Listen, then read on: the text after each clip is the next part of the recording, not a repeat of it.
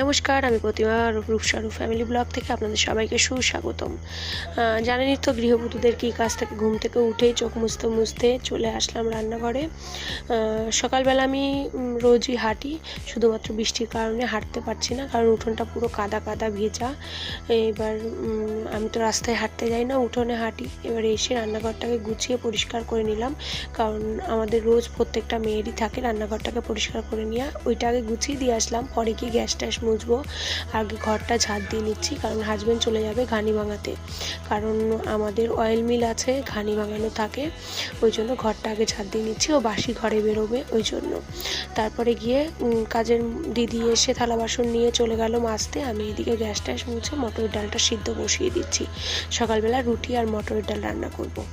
ওটা হয়ে গেল, এবার চা বসিয়ে দিলাম, চা করে দিলাম, হাজব্যান্ড নিয়ে চলে গেল। আমি এদিকে এবার যা বাদ বাকি দুধের ক্যান ট্যান ছিল, গ্লাস, ছেলের খাওয়ানো বাটি, এগুলো সব মেজে নিলাম, বেসিনের মধ্যে মেজে পরিষ্কার করে রান্নাঘরটাকে গুছিয়ে রেখে চলে আসলাম।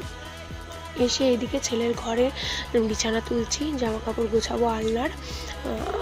আমাদের বাড়ির হচ্ছে বিছানা চাদর বালিশের কভার দেখে কেউ খারাপ বললো না, কারণ আমরা মধ্যবিত্ত ফ্যামিলির, আমরা তো রোজ রোজ জিনিস কিনতে পারি না, আমাদের যেরকম থাকে আমরা সেরকমভাবেই চলি।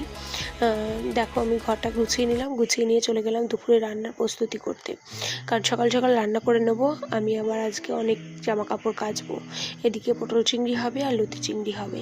এখানে পটল চিংড়ির জন্য আমি কড়াইতে দিয়ে নিয়েছিলাম এলাচ, দারচিনি, তেজপাতা, তারপরে পেঁয়াজ, আদা, রসুনের পেস্ট দিয়ে আলুটাকে ভালো করে কষিয়ে নিয়ে পটলটাকে দিয়ে ঢাকা দিলাম। এই তরকারিটা কমপ্লিট হয়ে গেল। এবার লতি চিংড়ি রান্না করব। লতি চিংড়ির জন্য আমি প্রথমে তেলের মধ্যে রাঁধুনি পেঁয়াজ আর চিংড়ি মাছটাকে লতি দিয়ে রান্না করে নিলাম। ব্যাস, আমার ভিডিও ভালো লাগলে প্লিজ সাপোর্ট করবেন।